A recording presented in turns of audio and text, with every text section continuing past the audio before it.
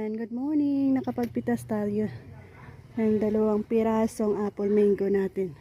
Check out natin kung ilang kilo ang 2 pirasong ito. So may mga pwede pa tayo dito makuha in the next few days. Pero ang ating nakuha ngayon, isa sa pinakamagandang bunga na pwede natin i-check out kung ilang kilo nga ba ito. Ayan, oh. Super big.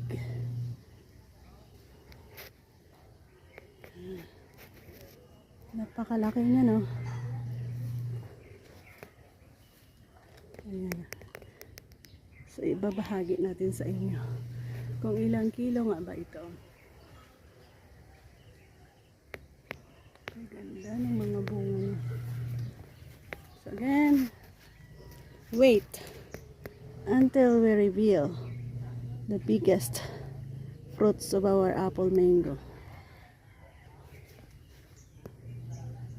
Ayan, ayan ang ating pinitas na apple mango natin.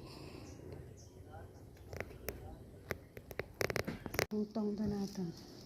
Check out tong isa ka kasya so isa ka kilo 2 ka kilo isa ka kilo isa guro isa kita na kilo go isa lang pala isulod isa lang opda sa ana doldagan isa kabilog is more than 1 kilo.